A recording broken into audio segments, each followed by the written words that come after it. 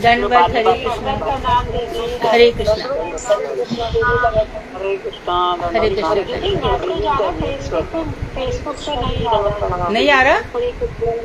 हाँ दीदी किसी ने मैसेज डाला है अभी इस पे। नहीं, अभी देखो, अभी आ रहा है।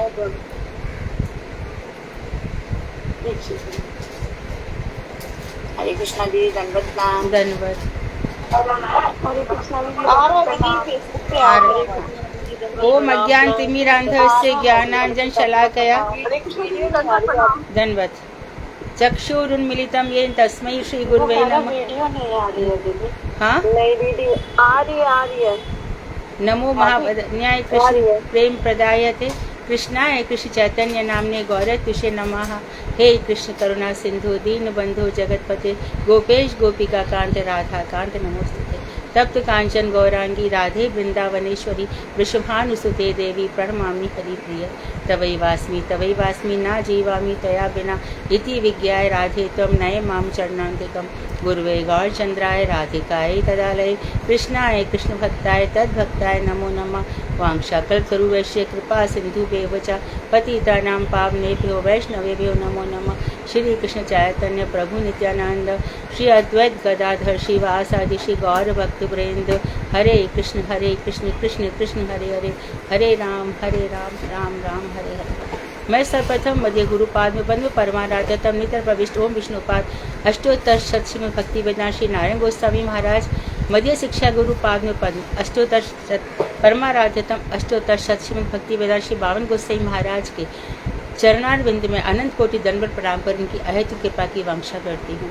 मैं ग्रंथराज मणि श्रीमद् भागवतार मरीषि माला तदे रचयिता ओम विष्णुपाद सच्चिदानंद श्री भक्तिमठ ठाकुर के चरण सरोज में अनंत कोटि दंडवत प्रणाम ज्ञापन कर उनकी अहेतु कृपा की भिक्षा करती हूँ। मैं वैष्णवी सभी के लिए यथा योग्य वंदन अभिवंदन चरणों में दंडवत प्रणाम करती हूँ। हम रस तत्व पर चल रहे हैं और ये जो भागवत का रस है अलग अलग प्रकार से सबके हृदय में संचरित होता है। तो जब ये रस अपनी मूल अवस्था में आ जाता है तो जड़ीय रस दूर चला जाता है। जड़ में फिर हमें जो जड़ीय रस होता ही नहीं है। रस का मतलब क्या है? रसो वैसा, जो रस स्वरूप है वो श्री कृष्ण है। तो जो हम भगवान के द्वारा संसार में फेंके जा रहे हैं इसीलिए क्योंकि अब तक हम जड़ इंद्रियों में जड़ वस्तुओं में रस ले रहे थे। हम झूठे रस को सच्चा रस समझ रहे थे, झूठे रस को सच्चा रस समझ रहे थे। तो देखो हमसे पहले भी बहुत सारे महानुभाव हुए हैं, हमसे पहले भी बहुत सारे भागवत का रसास्वादन करने वाले हुए हैं और अब हम कोशिश कर रहे हैं। हमारे बाद भी जिस तरह से कलयुग में देखा जाता है अधिकांश लोगों की सुकृति नहीं है इन चीज़ों में। अधिकांश लोग व्यभिचार में, और जो कलयुग का धर्म है, कलयुग का ही धर्म है। यहाँ पर बस वही बच रहे हैं जिन्होंने ये मान लिया कि भगवान का नाम ही सब कुछ है, भगवान ही सब कुछ है, वो लोग बच रहे हैं। इसलिए उन लोगों से प्रार्थना की जाती है कि महाप्रभु भी कह के गए कि चारे देखे तारे कहे मोर उपदेश, जिसको देखते उसी को मेरे बारे में बताओ, क्योंकि वो जानते हैं कि इस कलयुग में नाम लेना, अरे ये इन मूर्खों को भगवान नहीं पता, भगवान क्या होते हैं क्या नहीं होते हैं। पूछो तो कहेंगे कि अरे सब भगवान ही होते हैं, गणेश जी भी वही भगवान है। ये देखो, ये अच्छी बात है कि तुम जन जन में सब में भगवान को देखो, परंतु भगवान इतने सारे नहीं होते, भगवान एक ही होता है। तुम सब में देखो, सिया राम में सब जग जानी। तुम कहते हो कि साईं बाबा भगवान है, हम भी कहते हैं कि हाँ है भगवान की झलक सब में है, नरक के प्राणियों में भी है। तुम घर में कुत्ता लेकर के आते हो, हम कहते हैं इसमें भी भगवान है, परंतु हमें बताया गया है कि क्या चयन करना है और क्या त्याग करना है। इसीलिए तो ये संसार में आए हैं। 3 गुण है प्रकृति के, सतुगुण तमोगुण रजोगुण। हम कौन सा वर्ण करते हैं और कौन सा छोड़ देते हैं, तो यह मनुष्य के कारण शरीर पर निर्भर करता है। उसका जैसा स्वभाव बन जाता है ना, वो छूटना बहुत मुश्किल होता है। तो हम जिस तरह से श्रीमद् भागवत की शरण में है, निश्चित रूप से हमारा कल्याण हो जाएगा। और अपना ये कल्याण आप तक ही सीमित ना रहे, ये कल्याण दूसरों का भी होना चाहिए। आज हमारा श्लोक है 33 है ना? 34 दीदी। 32 है? 34 दीदी। 34 अच्छा 34।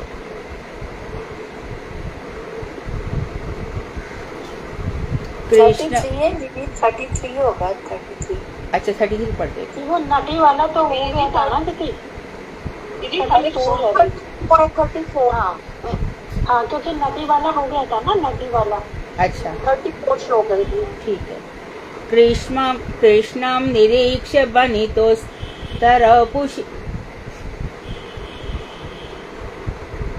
कृष्णां निरीक्ष्य बनितोत्सवरूपशीलं श्रुत्वा च तत्क्वणित वेणुविविक्तगीतम् देव्यो विमानगतयः स्मरुनन् सारा भ्रश्यत्य प्रसून कबरा मुमुहु विनीव्यः। यहाँ पे कह रहे देखो, युवतियों के उत्सव स्वरूप अर्थात युवतियों को मोहित करने वाले रूप और स्वभाव से संपन्न श्री कृष्ण के दर्शन करके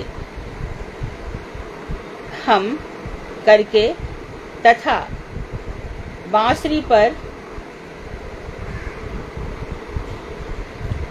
पर उनका गाया हुआ मधुर संगीत सुनकर विमानचारिणी देवियां काम वेग के प्रभाव से कर्तव्य अकर्तव्य को भूलकर धैर्यहीन हो रही है। तो अब ये गोपियों का क्या है कि भगवान श्री कृष्ण में इतना सौंदर्य है कि उनको लगता है कि संसार में जितने भी जगत है, संसार प्राणी है, और ऊपर देवलोक में जितने भी प्राणी हैं, सभी भगवान श्री कृष्ण को देखकर और उनकी वंशी को सुनकर मोहित हो रही है। अब देखो, जो कृष्ण है, बात क्या है कि वो हमारे अंतर्यामी है, बात क्या है कि वो हमारे कर्मों के साक्षी हैं, बात क्या है कि वो हमारे संसार में हमको फेंकते रहते हैं, उनकी माया है ना, और उनका ही गुण दोष जो है सब उनके द्वारा बनाए गए हैं, सब कुछ उनके द्वारा बनाया गया। तो वो इतने आकर्षक है, इतने सुंदर है, तो जीव उनकी तरफ मोहित हो ही जाता है। ब्रह्मा जी और शंकर जी, इन दोनों का मोह भी हम देखते हैं। इसके बाद लक्ष्मी जी का भी हम मोह देखते हैं। तो संसार का कोई जीव ऐसा नहीं है जो भगवान श्री कृष्ण से सौंदर्य से मोहित ना हो। अच्छा, कोई कह दे भैया होंगे सुंदर, हमारा क्या, तो ये लोगों को क्या माना गया, कृष्ण विमुख। अच्छा, अब भगवान ये कहते हैं कि तू मेरे से विमुख हो जा, कोई बात नहीं है, मुझे कोई बात तकलीफ नहीं है। तो गीता में बताया भगवान ने कि जो जिस देवता को भजता है वो उसको प्राप्त हो जाता है। किसी ने प्रजापति को भजा, किसी ने इंद्र को भजा, जो जहाँ पे गया वो उसको प्राप्त हो जाए। अब वो जीव कहता है कि यहाँ प्रजापति को मिल गया, मैं इधर भूतों को जो भजा वहाँ भूत लोक मिल गया, जिस देवी को भजा उसको ऐश्वर्य मिल गया, सब कुछ मिल गया। पर वो देखते हैं कि एक जैसी जिंदगी रह जाती है और वहां पे उसे कुछ रस नहीं आता, तब वो फिर तड़फड़ाता है, तब विकल होता है। तो वो देखते हैं कि देवी देवताओं ने, मैं आ तो गया यहाँ पे, पर देवी देवताओं को मेरे प्रति कोई रुचि ही नहीं है, मेरी तरफ ध्यान भी नहीं देते। तो यहाँ पे क्या हुआ कि कुल में यज्ञ इत्यादि हो रहे हैं, हर कुल परंपरा में कुछ ना कुछ रहता ही है। तो वहां पर यदि क्या कर देंगे, वो घर में कुछ ना कुछ ऐसा कर देंगे देवी देवता, ये मैं वेदांत की बात कर रही हूँ, वेदांत की, कि आपको परिवार में फिर कहा जाएगा कि देखो तुमने इस बार ऐसा नहीं किया, तुम्हारी कुल देवी पर तुम नहीं गए, कुल देवता पर नहीं गए, इसलिए तुम्हारे घर में ऐसा हो रहा है। हम डर जाते हैं। इसी समय भगवान कृष्ण की कृपा रही तो कोई वैष्णव आकर कहते हैं कि देखो, ये तुम एक जन्म का तुम्हारा कुल थोड़ी है, तुम इस जन्म में कुल तुम्हारा है, दूसरे जन्म में तुम्हारा कोई और कुल था। अब मानो हम किसी को कहते हैं कि ये भैया मुसलमान है, जैसे कि जैन धर्म में बताया गया, अगले जन्म में किसी भी प्रकार से, क्योंकि मानो उसके मुंह से हर राम शब्द भी निकल गया, तो राम तो उसने बोल ही दिया, हो सकता है उसके वशीभूत होकर भगवान उसको हिंदू में जन्म दे दे, इसलिए मुसलमान का भी अपमान मत करो, यही तो बताया गया।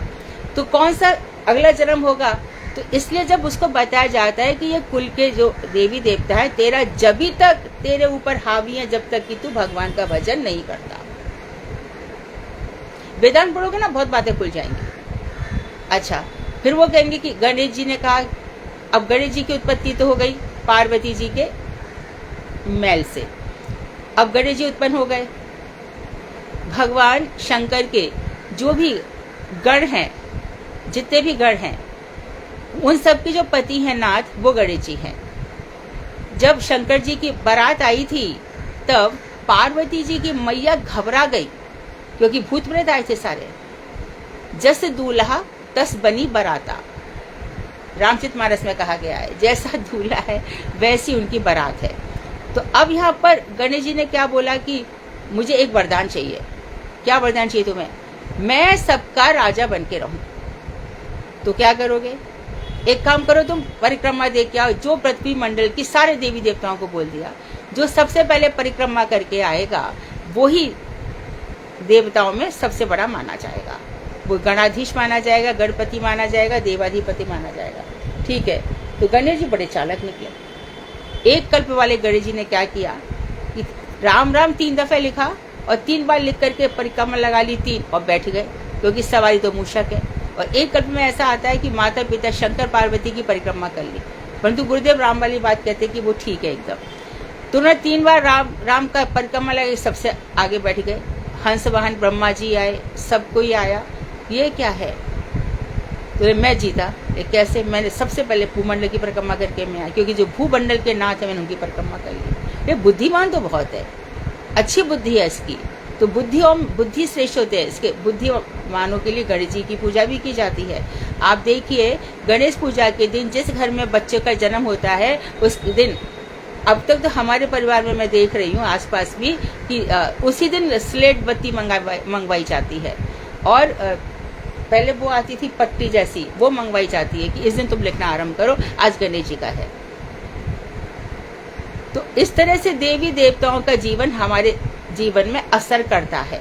लेकिन जिस बार भगवान की कृपा से हमें यह समझ में आ जाता है कि ये सभी देवी देवता, आप जब ब्रह्म संगीता उठाओगे तो उसमें पढ़ोगे कि गणेश जी भगवान श्री कृष्ण के जो चरण चौकी है, जिस पर चरण रखते हैं, वहाँ अपना कंधा रख करके, ये जो उनके कुंभ हैं उनको रख करके उनसे वरदान मांगते हैं कि लोग बहुत आते हैं अपने विघ्न विनाशन के लिए, तो मैं उनको आशीर्वाद दे सकूं, आप ऐसा कर दो। तो ऐसा हो जाता है। उसके बाद फिर जब कभी सुकृति बनती है तब, और ये चीजें अपने घर में बच्चों को बतानी चाहिए, जरूर बतानी चाहिए, इसी में तो कल्याण है उनका। तो यहाँ वहाँ से टिका लेते हैं, मेरे सब है, वहाँ पे जाते मैं देखती हूँ लड़कियों को, इधर से निकल जाते हैं। गणेश जी का मंदिर है तो उनका प्रणाम करने का ढंग क्या होता है? ये क्या है? या सीधे हाथ में मोबाइल है तो ऐसे करके कर दिया। बड़े बूढ़ों के प्रणाम कर रहे हैं, बड़े जनों के, तो मात्र घुटनों तक छुपे ऐसे करके, वो भी उल्टे हाथ से। प्रणाम का फल तो कुछ मिला, उल्टे हाथ से प्रणाम करके कितना अपराध और हो गया, वो ये भी नहीं समझते हैं। तो फिल्मों में जो देख लेते हैं वैसे ही जीवन जीते हैं।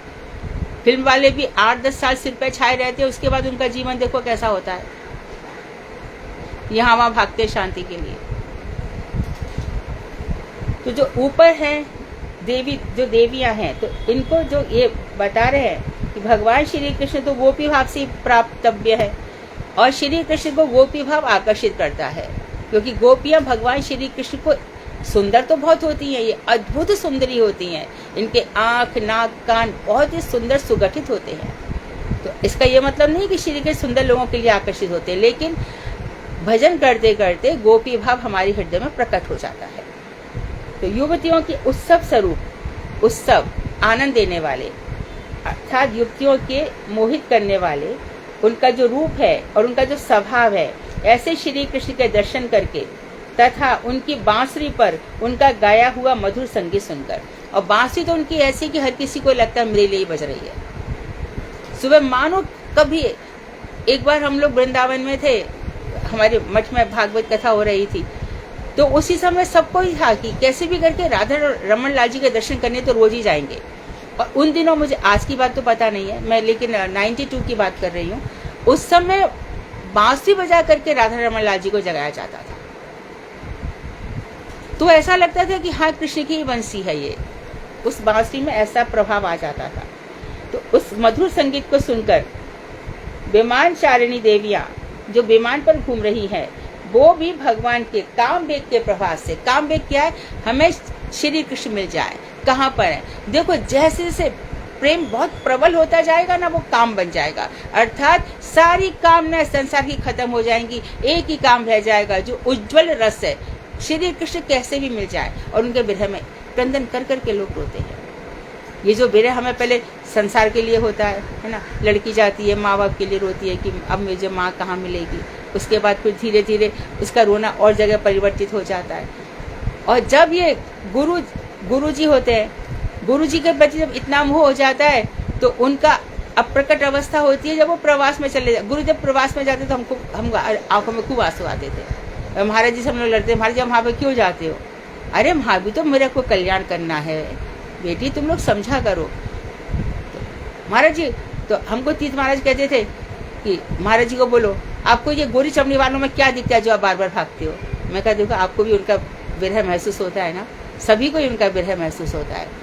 तो वो जो गुरुदेव आकर के क्या कहते थे कि देखो जो मेरे प्रति, मुझे एक पत्र में भी लिखा था, शायद छप के आया ही होगा, मेरे प्रति जो तुम लोगों का विरह है वो भगवान श्री राधा कृष्ण के लिए रूपांतरित हो जाए। हम चाहते हैं कि तुम लोग उनके लिए रो। अब कृष्ण को छोड़ के है भी क्या? हर जन्मांतर में वही है और वही चाहते हैं। तो हमारे जीवन में चैत्य गुरु के रूप में आते हैं और गुरु से जिसका जैसा अधिकार होगा उसको वैसे गुरु मिलेंगे, जिसका जैसा अधिकार होगा उसका भजन वैसा ही होगा। इसलिए अच्छा रहता है ये कि अब अनुगत्य करें, फॉलो करें शास्त्रों में जो कहा गया है और गुरु वर्ग जो हमें सिखाते हैं। यहाँ पर जहाँ हमने मन की कर ली तो हमें देर हो जाती है, कितने ही जन्म निकल जाते हैं, मन से भी हम करने लग जाते हैं। तो उनका क्या कर्तव्य, क्या अकर्तव्य है? कर्तव्य तो ये है कि उनको ढंग से रहना चाहिए, ठीक से बैठना चाहिए। अब दर्शन करो, लेकिन क्या होता है कि वो मूर्छित हो जाती हैं कृष्ण को देख करके। ऐसा भी भागवत में वर्णन आता है, कभी श्लोक पढ़ लेंगे हम। मूर्छित होकर के अपने पतियों की गोदी में गिर जाती हैं और उनके पति भी कुछ नहीं कह पाते क्योंकि उनका सौंदर्य ऐसा है। और शास्त्र में तो यहाँ तक आता है कि उनके नीवी बंधन भी खुल जाते हैं, तो धैर्यहीन हो जाती हैं। हाँ अभी आई गया ना, मैं वही सोच रही थी। उनकी बेटी चोटी में गुथे हुए फूल पृथ्वी पर गिरने लगते हैं क्योंकि सब कुछ एकदम पूरा की पूरा मूर्छित हो जाती है, तो होश नहीं रहता, कुछ अपने को संभाल नहीं पाती और कमर से भी वस्त्र स्खलित हो जाता है क्योंकि रोमांच आ जाता है। तो रोमांच में शरीर के कई लक्षण होते हैं, कभी शरीर लंबा हो जाता है, कभी पतला हो जाता है, कभी स्थूल हो जाता है। तो काम भाव में जो होता है वो लक्षण यहाँ पर दिखाए गए हैं। तो ऐसी अवस्था में वे मूर्छित होकर गिर रही हैं, मूर्छित होकर के गिर रही हैं, लेकिन गिरती नहीं है, रथ पे रहती हैं। अब ये तो बताया उनका वर्णन। अब 21वां जो भागवत का अध्याय है, इसमें 20वां और 21वां अध्याय में बताया गया है कि शरद ऋतु का वर्णन में कैसा होता है, ग्रीष्म ऋतु के वर्णन में कैसा होता है, वर्षा काल में वर्णन कैसे होता है। दोनों भैया वृंदावन में विहार करते हैं, कृष्ण बलराम। तो कृष्ण कभी कभी बलराम जी को छेड़ते हैं कि बलराम भैया देखो ये जो पर्वत है ना, ये वृक्ष है ना, इनकी जितनी भी पत्तियां निकल रही है वो तुमको झुक करके प्रणाम कर रही है। बहुत से लोग 20वां 21वां जो चैप्टर है भागवत का पढ़ते नहीं है, लेकिन बहुत सुंदर है। उसमें शरद ऋतु वर्षा ऋतु के बहाने कृष्ण बलराम में जो बातें होती हैं वो बहुत ही आकर्षक है। तो यहाँ पर बता रहे, देखो क्या होता है। नद्यस्तदा ततुपधार्य मुकुंद गीत मार्वत लक्षित मनोभव भग्न वेगाः आलिंगन स्थगित भूमि भुजई मुरारे गृहन्ति पादयुगलम कमलोपहाराः। नदियां श्री कृष्ण की वंशी सुन करके क्या होता है, जड़ चेतन हो जाता है और चेतन जड़ हो जाता है। जिसमें जड़ में कुछ भी नहीं होता उसमें चेतन आ जाता है ना। कैसा होता है, श्री कृष्ण आए तो वृक्ष की जो पत्तियां हैं वो आवाज करती है और राधिका जी को क्या लगता है कि कृष्ण आ रहे हैं, देखो वृक्षों ने भी गीत गाने शुरू कर दिए। कभी कभी जो राधिका जी का जो सेज सजाती हैं वो स्वयं भी सजाती हैं, बार बार शैया रचती है, गीत गोविंद कहते हैं। अभी कृष्ण आते होंगे, अभी कृष्ण आते होंगे। तो वहां पे जो कोमल पत्तों की शैया है, एकदम चिकने कोमल पत्ते, उनकी शैया बनाई जाती है। वहां पर ऐसे नहीं मेडिकेटेड डबल बेड चाहिए और वो चाहिए, ऐसा थोड़ी होता है। वहां सब कुछ प्राकृतिक है, सब कुछ अद्भुत है, दिव्य है। तो आते हैं तो बार बार शैया रचती है, और वहाँ पे फिर सखियाँ कहती हैं राधा जी से कि चल इतना सुंदर हमने सजाया है, कृष्ण आते होंगे। फिर राधिका जी थोड़ी देर बाहर जाती हैं, इतने में ही कोयल कू कू करती है, पपिया प्यू प्यू करते हैं। तो उनका लगता है अभी कृष्ण की बंशी सुन करके ये लोग आवाज कर रहे हैं, अभी कृष्ण आते होंगे। फिर देखिए अरे वो तो नहीं आए। तो चारों तरफ यहाँ पे कृष्ण, वहां कृष्ण, उनको ऐसा लगता है कि कृष्ण आ रहे हैं, कृष्ण आ रहे हैं, ऐसा फील होता है। तो नदियां इन सबको भगवान श्री कृष्ण की आवाज सुन करके, देखो श्री कृष्ण के गीत वेणु वादन को श्रवण करके, 21वां अध्याय वेणु गीत का है।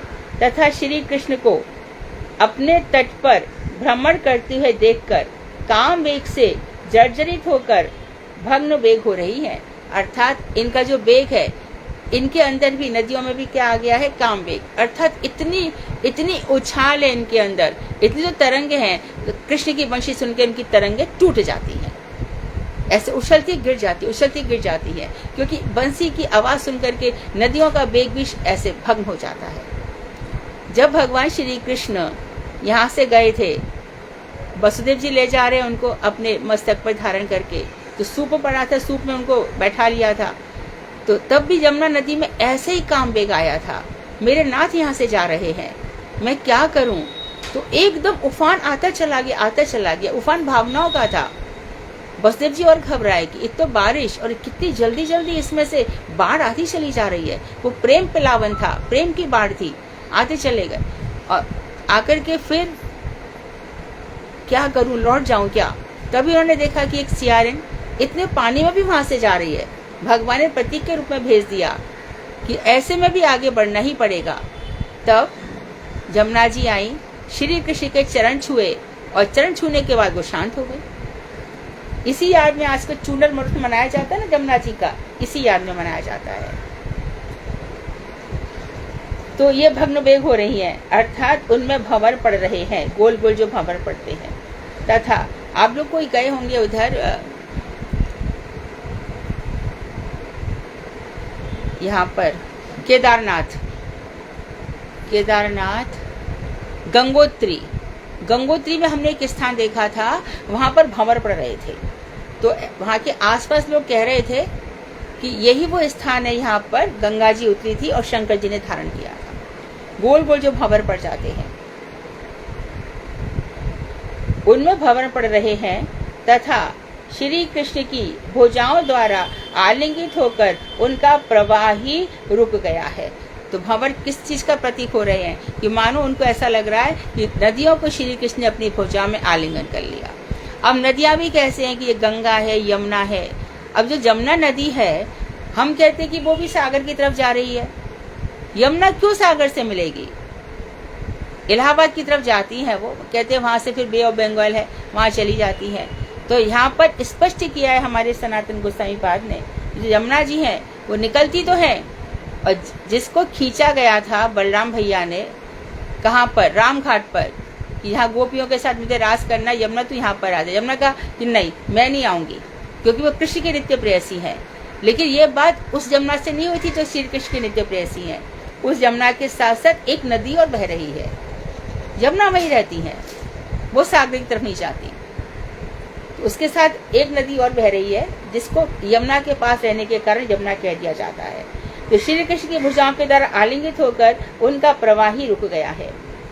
वे नदियां श्री कृष्ण के चरण युगलों के कमल पुष्पों को उपहार स्वरूप भेंट कर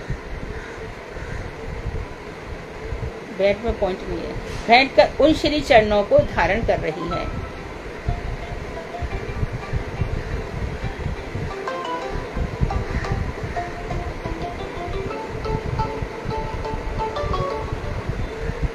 हेलो, हाँ हाँ हाँ हाँ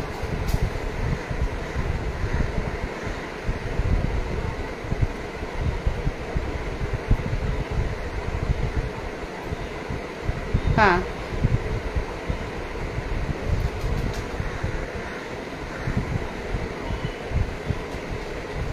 अच्छा,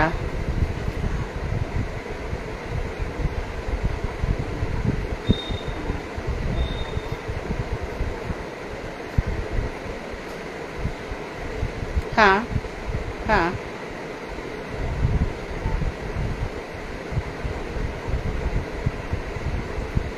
हाँ।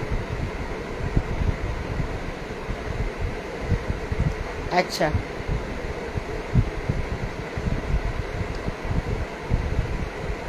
हाँ।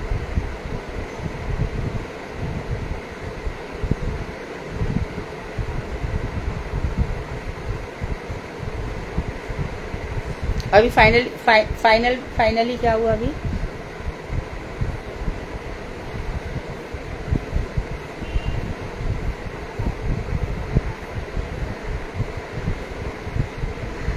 हाँ हाँ ठीक है। हाँ ठीक है। हाँ ठीक है ठीक है। हाँ बाद मेरी हाँ हाँ हाँ हाँ हाँ नहीं होगा होगा। ट्वीट वालों ने भी फ़ोन नंबर पूछा है और एड्रेस पूछा है। ट्वीट वाले भी काम कर रहे हैं। ट्वीट वालों ने फ़ोन नंबर पूछा, काम के लिए पूछा, मकान नंबर। अभी राधिका का फ़ोन आया था। हाँ हाँ ठीक है। हाँ मैं क्लास के बाद बात करती हूँ। हाँ ठीक है। हाँ हरे कृष्ण।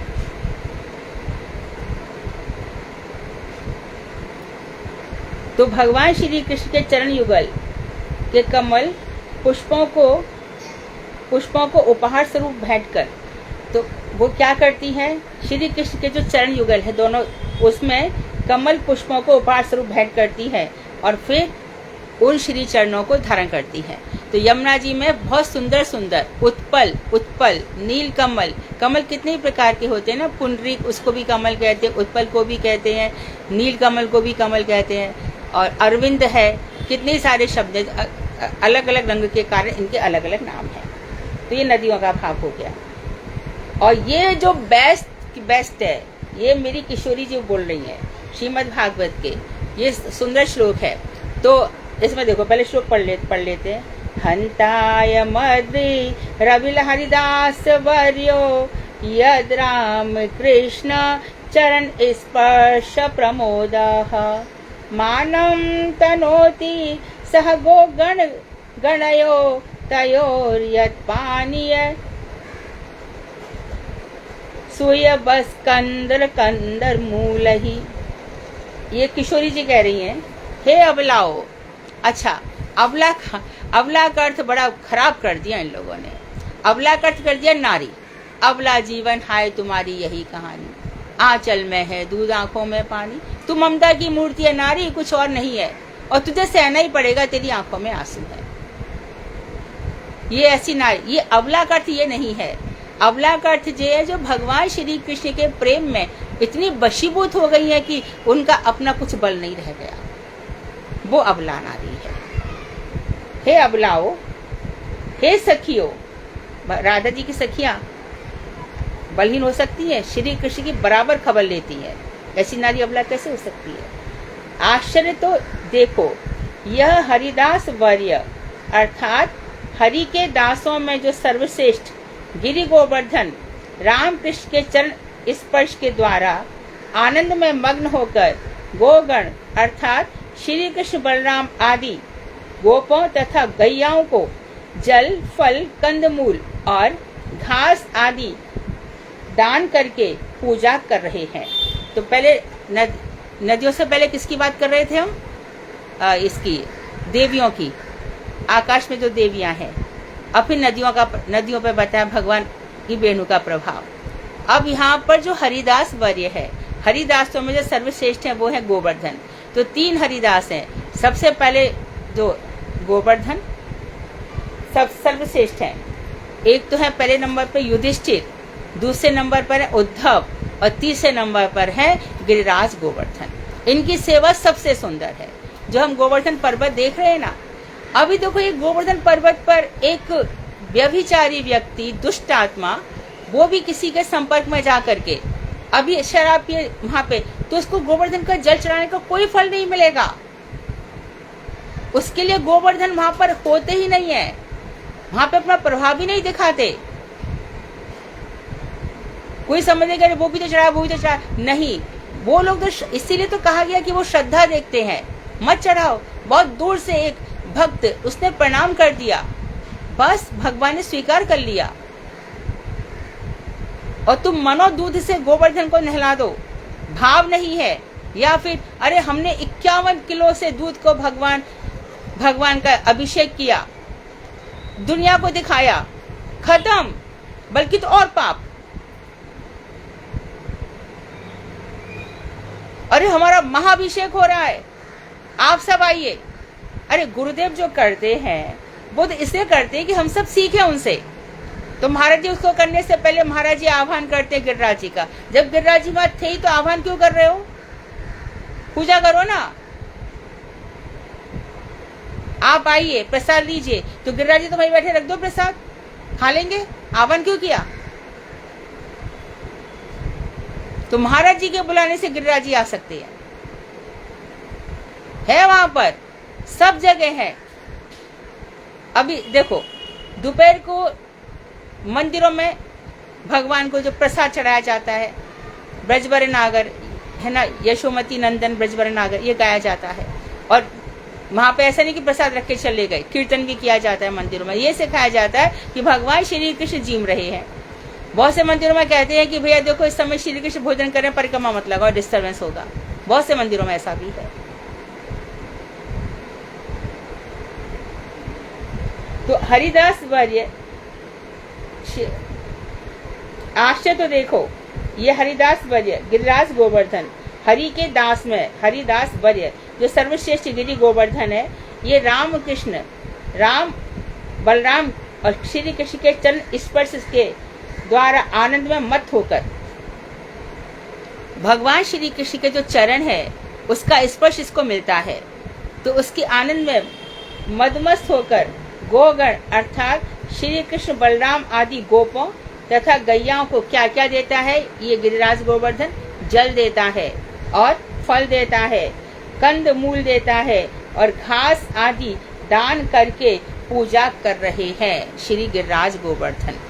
गिरिराज गोवर्धन भी हर प्रकार से सेवा करते हैं। वो हरिदासी के रूप में भी सेवा करते हैं, मंजरी के रूप में भी गिरिराज जी की सेवा है। इसे गिरिराज गोवर्धन की जब परिक्रमा करो ना, तो ये सब भाव रख के किया करो। कैसे यहाँ पे सनातन गोस्वामी ने परिक्रमा करी, उनकी परिक्रमा तो आपको इतनी रास आ गई कि आप अपने अपना ये दे दिया, चरणशिला दे दी, और वहां पर आपने अपने चिन्ह अंकित कर दिए। और हम तो परिक्रमा कर रहे थे, वहां पे जो घूम रही थी लड़कियां, उनको पकड़ लिया, वहां उनको परिक्रमा का कोई फल नहीं मिलेगा, भक्ति कभी जागृत नहीं होगी।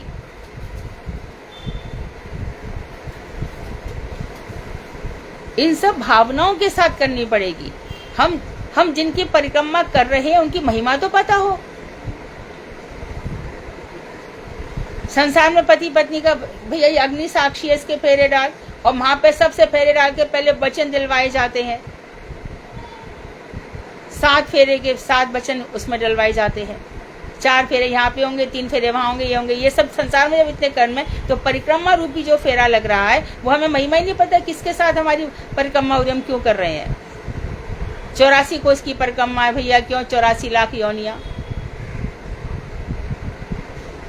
तो हमें जो भी करना चाहिए वो देखो, तत्व ज्ञान करे बिना भक्ति नहीं होगी। अरे कोई तो बड़ा श्रद्धालु होता है, इतना खोया रहता है, उसको कितना भी खोया रहे, कितनी भी पूजा कर ले, सब कुछ कर ले, भगवान जब श्रद्धा देखते तब तत्व ज्ञान भी देते हैं।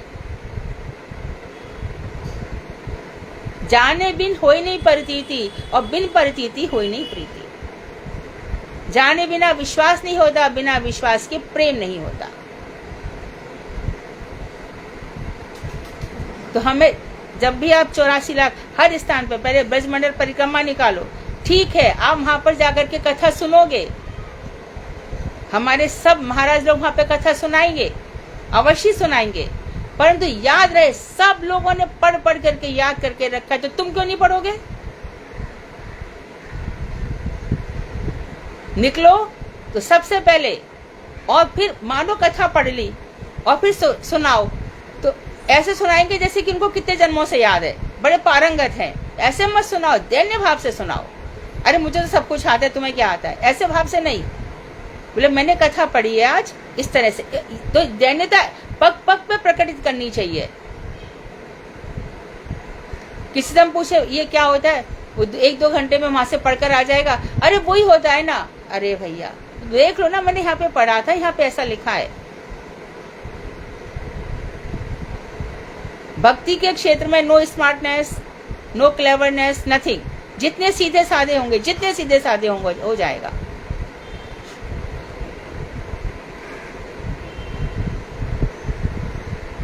तो इस तरह से गिरिराज गोवर्धन वहां पे पूजा कर रहे हैं।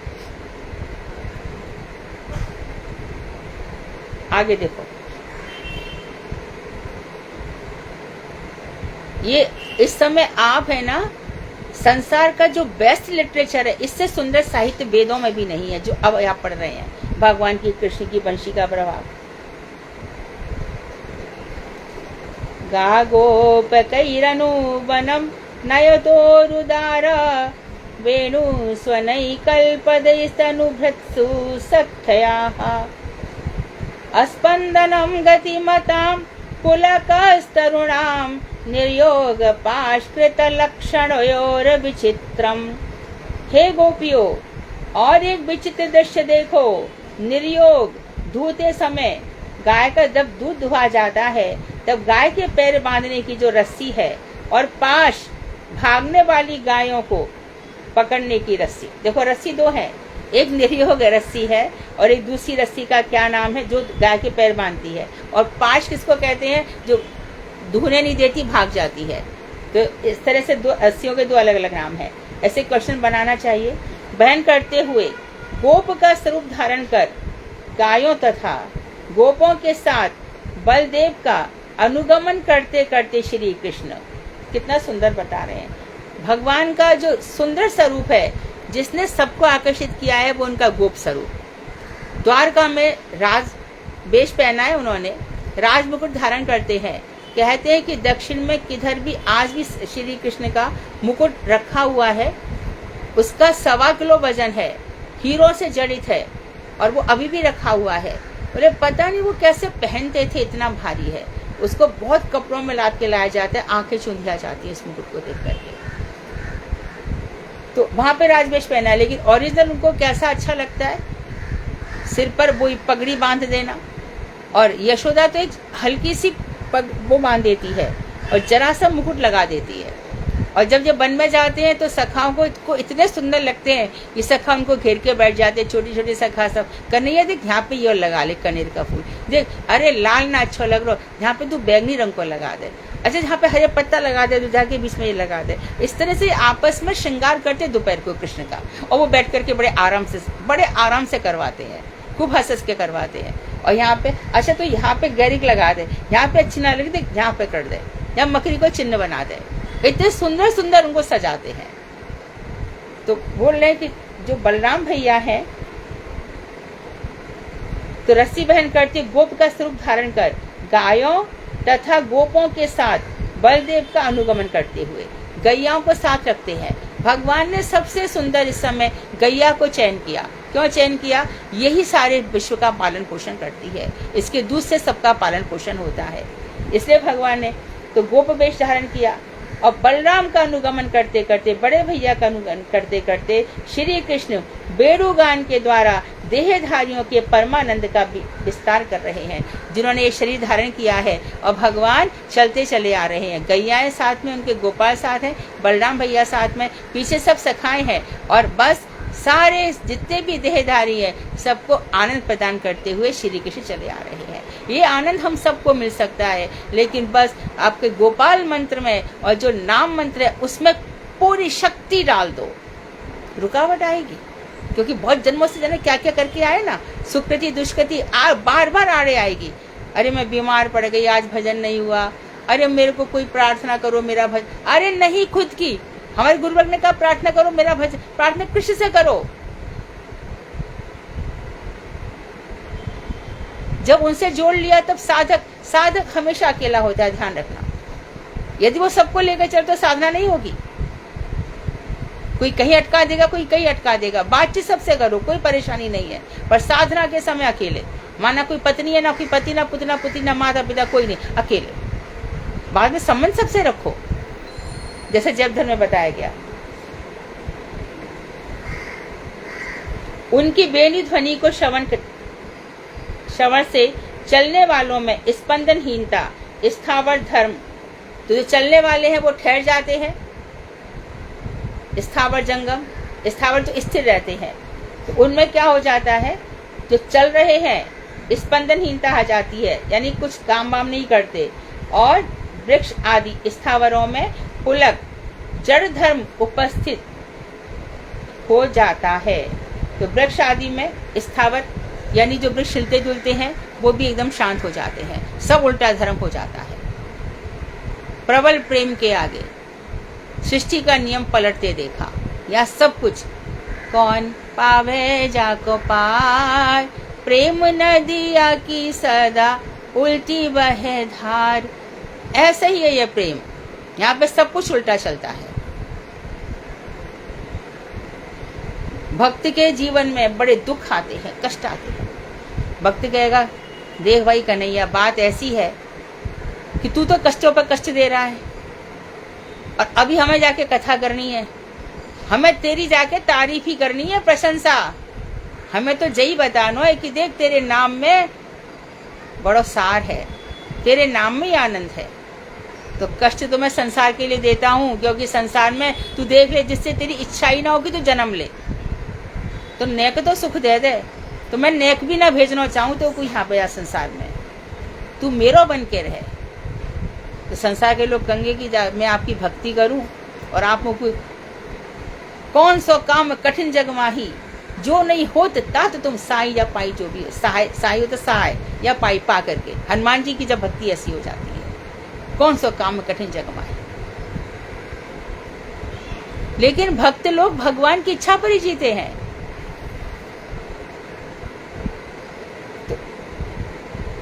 तो वृक्ष आदि स्थावरों में ऐसा हो जाता है। अब विप्रलंभ में प्रीति का आधिक्य श्रीमद् भागवत के 39वें अध्याय में देखा जाता है। तो कल हम पढ़ेंगे विरह। विरह में क्या स्थिति हो जाती है। विरह का अर्थ होता है विशेष रूप से मिलन। वियोग जो है जीवन की सबसे परमतम उपलब्धि है। What is the great achievement in our life, in our lives क्या है, यही है कि हमें विरह की उपलब्धि हो। विरह के कारण, एक तो विरह होता है कब, 7वें महीने में, जब विधाता मस्तक पर हमारा भविष्य लिख जाती है, पूरा जीवन लिख के चला जाता है विधाता, है ना। तब वो पछाड़ खा रहा होता है, उल्टा मुंह है, पैर ऊपर है, मैया का पीव, रक्त, मूत्र सब कुछ उसमें पड़ा रहता है, उसमें जीता है। कभी कभी ऐसा होता है कि बच्चा पेट में ही मर गया, क्यों, मैया का मलमूत्र उसके मुंह में चला गया। ऐसी स्थिति में हमें आना है और मूत्र द्वार से बाहर निकलना है। यही स्थिति हम सबकी। क्यों जीना है ऐसा। अब लो नसानी अब न नसे, बहुत हो गया अब नहीं। तो इस तरह से इन्हीं स्थितियों में रह करके देखो, ध्यान रखना, आपके आसपास का आप चिंतन करते रहोगे कि उसका तो ऐसा हो रहा है, उसका तो वैसा हो रहा है, आपका भजन खंडित हो जाएगा।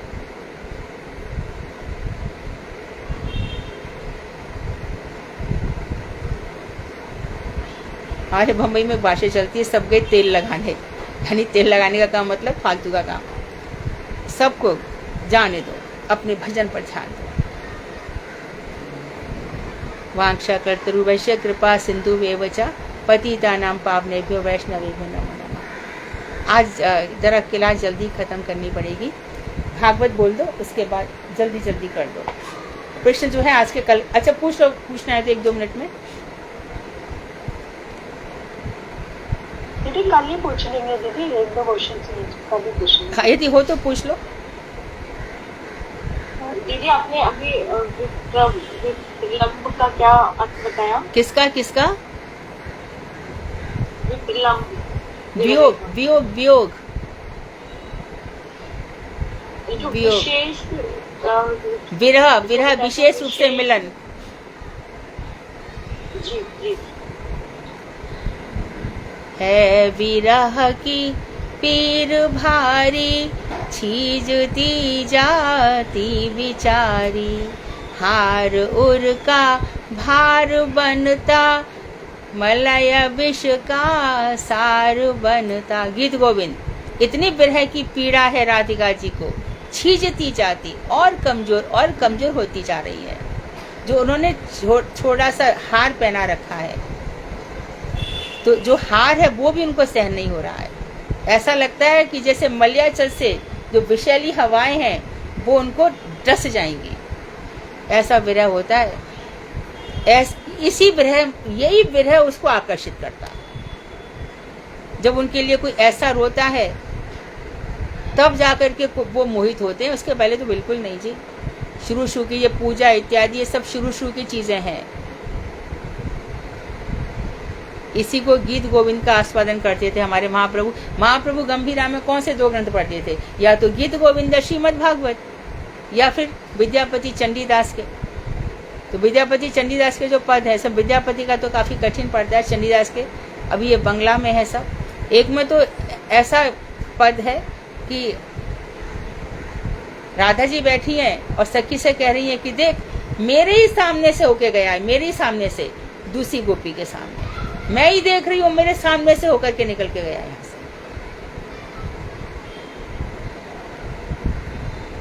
तो भैया वो चित्त चोर हैं। और किसका चित्त? बहुत कठिन, जब करोड़ जन्मों का साधन हो जाएगा ना, करोड़ जन्मों का साधन हो जाएगा, तब 2-3 चीजें होंगी कि हमेशा जिह्वा पर उनका नाम नृत्य करेगा। फिर ये सब नहीं होगा मूर्ति पूजा इत्यादि, ये सब बहुत एक तरफ हो जाएंगे। और दूसरी चीज क्या होगी? आंख से आंसू बहेंगे, उसका नाम लेते ही आंख से आंसू बहेंगे। तो अभी कृष्ण विरहियों के आंसू धरती पर गिर रहे हैं, जिसके कारण थोड़ा धर्म बाकी है। मैं ही बोलने लग गई। और बोलो दीदी। दंडवत प्रणाम दीदी। आपकी मुझे वीडियो नहीं दिख रही है। नहीं, वीडियो तो आ रही। कहाँ पे नहीं दिख रही? ये मैंने दूसरे फोन से ज्वाइन किया है, शायद इसलिए हो रहा है क्या? नहीं दीदी, आप कट करके दोबारा ज्वाइन करो, फिर दिख जाएगा। कभी कभी हो जाता है।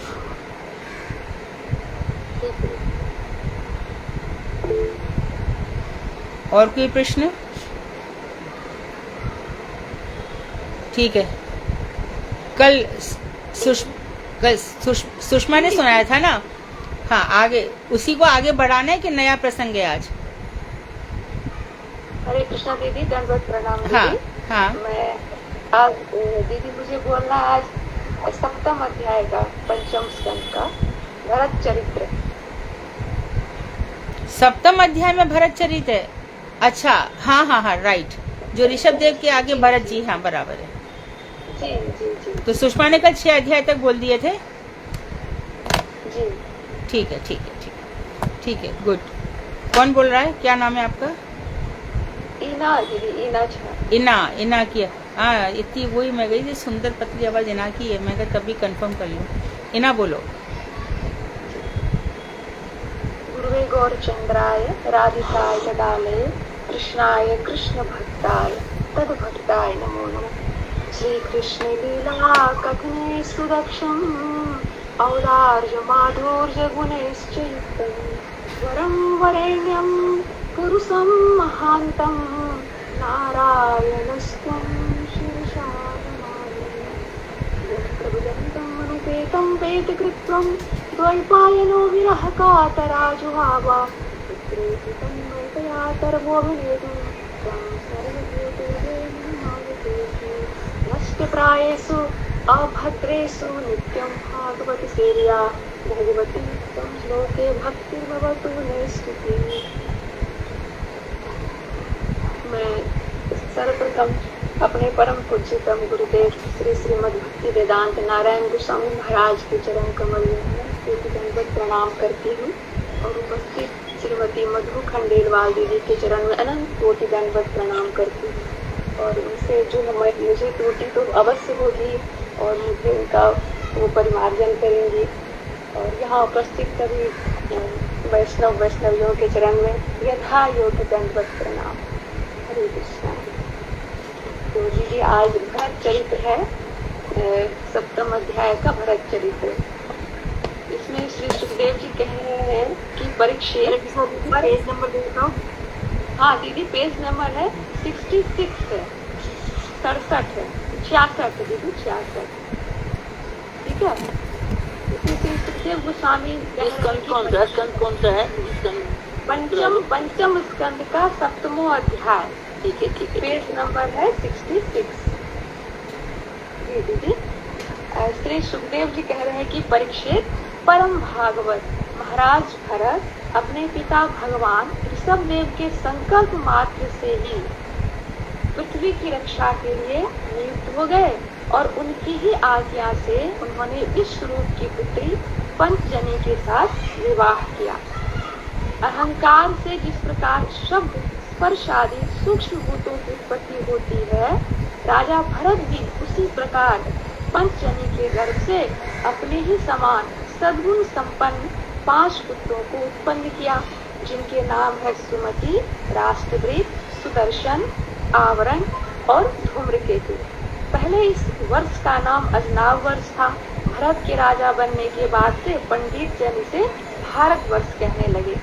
पृथ्वीपति राजा भरत सर्वज्ञ थे। उन्होंने सर्वतोभाव से अपने धर्म में प्रतिष्ठित एवं अपने कर्तव्य में रत होकर पितामह के समान अपनी प्रजा का पालन किया। महाराज भरत बड़ी श्रद्धा के साथ बहुत से छोटे एवं बड़े यज्ञों का अनुष्ठान किया। उन्होंने होता, अर्धवयु, उद्गाता एवं ब्रह्मण, इन 4 प्रकार के ऋतुओं के द्वारा निर्देशित विधि विधानों के अनुसार अग्निहोत्र, दर्श, पूर्णमास, चातुर्मास, अश्वमेध आदि पशु यज्ञ और सोम यज्ञ संपन्न किए।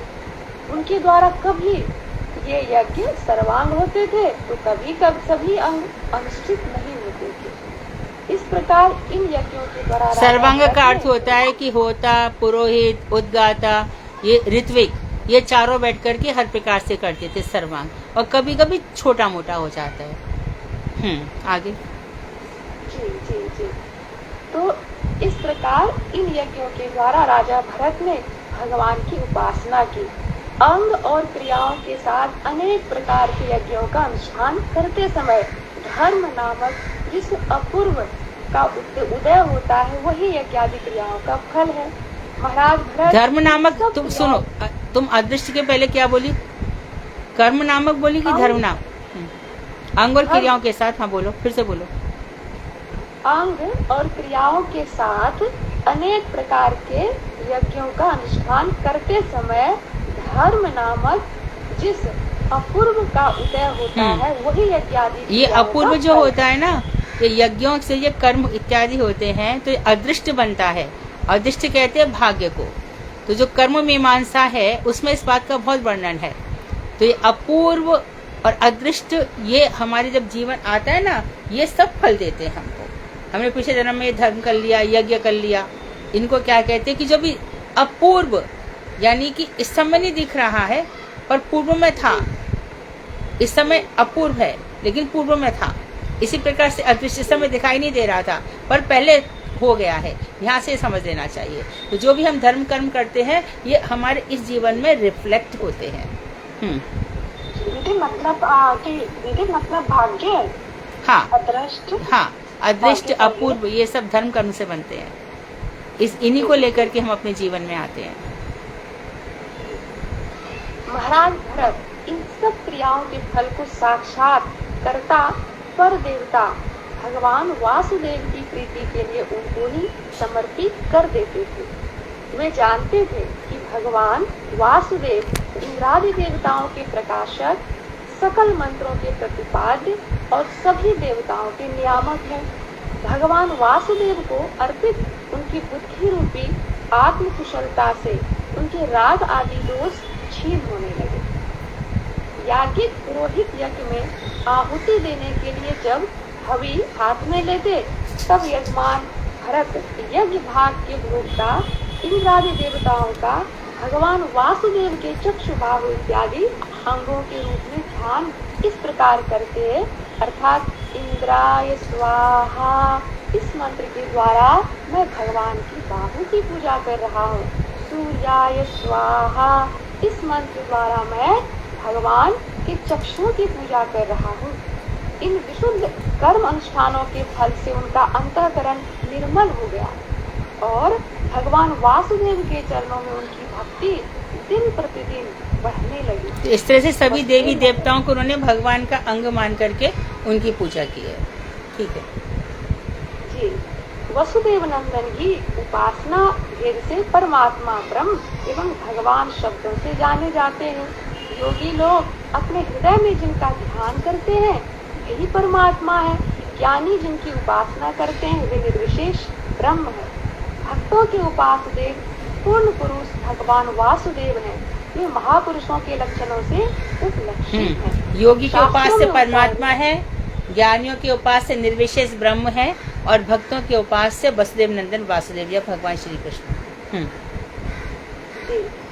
शास्त्रों में उनका रूप प्रसिद्ध है। वे श्रीवत्स, कौस्तुभमणि, वनमाला और शंख चक्र गदा और पद्म से सुशोभित हैं। नारद आदि निर्जनों के हृदय में वे चित्रपट के समान निश्चल स्थिर भाव से स्वतः ही पुरुष रूप में प्रकाशित होते हैं।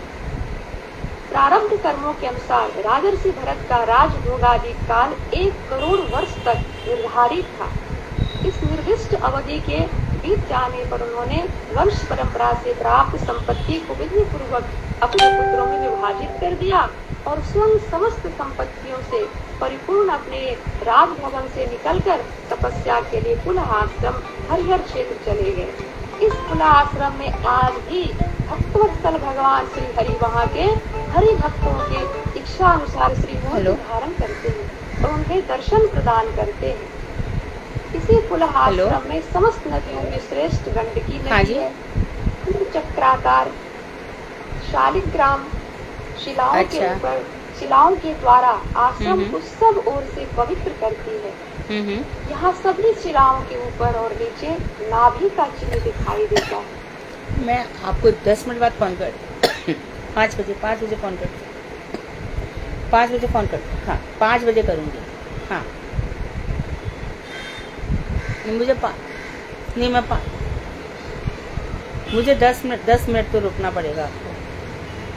हाँ ठीक बोलो ही ना। हाँ जी दीदी। फिर वो बोल रहे हैं कि पुनः आश्रम में आज भी भक्त वत्सल भगवान श्री हरि वहाँ के भक्तों की इच्छा अनुसार श्री मूर्ति धारण करते हैं और उन्हें दर्शन प्रदान करते हैं। इसी पुनः आश्रम में समस्त नदियों श्रेष्ठ गंडकी, ध्यान रखें सब लोग, पुला आश्रम, गंडकी नदी, राजा भरत, इतना सब करोड़ों की संपत्ति छोड़ के 1 करोड़ वर्ष तक राज करके फिर यहाँ पर आ गए पुला आश्रम में गंडकी नदी के किनारे। यहीं पर इनको क्या हो जाएगा बोलो बोलो ना। इसी गंडकी नदी में तो आई थी वो हिरणी, बकरी जो आई थी, बकरी नहीं स्वामी जी को अभी जो शालिग्राम मिले थे हिरणी। हाँ यहाँ शालिग्राम यहीं पे हिरणी आई थी और ये पुला आश्रम थे। आसक्ति संसार से छोड़ दी और भजन करते करते आसक्ति तक पहुंच भी गए। श्रद्धा साधु संग वाली आसक्ति वहां तक पहुंच भी गए, फिर भी देखो पतन है। और हम लोग साधु संग मिल रहा है, ये सब मिल रहा है, देखो वहां तक पहुंचने के बाद भी फॉल है उनका। हाँ बोलो जी। तो यह चक्राकार शालिग्राम शिलाओं के द्वारा आश्रम को सब ओर से पवित्र करती है। यहाँ सभी शिलाओं के ऊपर और नीचे नाभि का चिन्ह दिखाई देता है। इस पुला आश्रम के भवन में महाराज भरत ने अकेले ही रहकर विविध प्रकार के पुष्प, किसले यानी कोमल अंकुर, तुलसी, जल एवं कंद मूल आदि से भगवान वासुदेव की अर्चना की, जिससे उनका चित्त शुद्ध हो गया और उनकी विषय संबंधी सभी अभिलाषाएं दूर हो गई। शम गुण यानी बाह्य एवं अंतःकरण का निग्रह का आश्रय लेने से उन्हें परम शांति और प्रीति के लक्षणों से युक्त पराभक्ति की प्राप्ति हुई। महाभागवत भरत निरंतर भगवत सेवा में ही लीन रहने लगे। दिन प्रतिदिन भगवान वासुदेव में उनका अनुराग बढ़ने के कारण उनके नित्य कर्मों के नियम शिथिल होने लगे। उनकी देह में रोमांच, पुलक आदि प्रेम के लक्षण उदित होते रहते। अब यहाँ पे और समझ लो, यहाँ पे भी समझ लो कि जब भक्ति बहुत ऊंचे लेवल पर पहुंच जाती है रोमांच जब शुरू कर तो नित्य कर्म उसका नहाना धोना ये सब एक तरफ रह जाता है।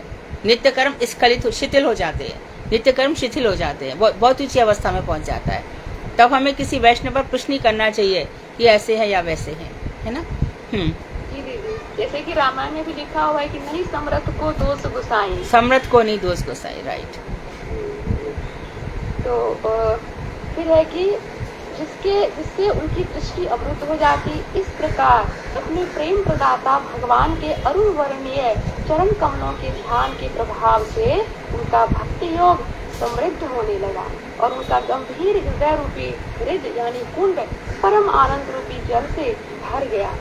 अब उनकी बुद्धि इस आनंद से भरे कुंड में डूबी रहती। वे भगवान की जो नित्य सेवा पूजा करते थे उसका भी उन्हें स्मरण नहीं रहता। भगवत विषयक नियमों का आश्रय लेकर महाराज भरत वस्त्रों के रूप में मृग चर्म पहनने लगे। संध्या स्नान करने के कारण गीले रहने से उनके केश कपिल यानी भूरे वर्ण की घुंघराली जटाओं में बदल गए, जिससे वे और भी सुशोभित होने लगे। वे उदित होने वाले सूर्य मंडल में उसके मध्यवर्ती हिरण्यमय पुरुष नारायण के ऋग्वेद के मंत्रों से आराधना करते और इस प्रकार कहा करते, हे यह सदा सवित्रिमंडल मध्यवर्ती, अर्थात सूर्य मंडल के भीतर विराजित भगवान श्री नारायण सदा ध्येय हैं। विशुद्ध सत्वात्मक जगत प्रकाशक तथा भक्तों के अभिष्ट प्रदाता भगवान संकल्प मात्र से ही अपने तेज के प्रभाव से इस विश्व की सृष्टि करते हैं। वे ही अंतर्यामी रूप से जगत में प्रविष्ट होकर अपनी चित्त शक्ति द्वारा अनित्य विषयों की आकांक्षा करने वाले जीवों की रक्षा करते हैं। बुद्धि वृत्ति का प्रवर्तन करने वाले उन भर्ग देव की हम शरण ग्रहण करते हैं। दंडवत प्रणाम दीदी। बहुत सुंदर, बहुत बढ़िया। कीर्तन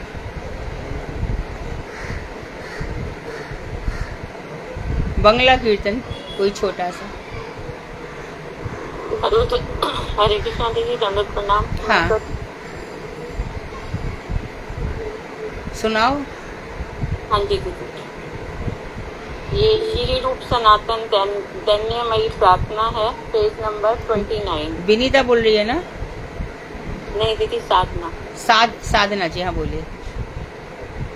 विषय वासना रूप चित्तेर विकार, आमार हृदय भोग करे अनिवार, कतिये यतन आमी करियाम हाय, ना गेल विकार बुद्धि शेष प्राण जाय, ए घोर विकार मोरे करिल अस्थिर, शांति ना पाए स्थान अंतर अधीर, श्री रूप गोस्वामी मोरे कृपा वितरिया, उद्धरी वे कभी युक्त वैराग्य अर्पिय, कभी सनातन मोरे छाड़ाए विषय, नित्यानंद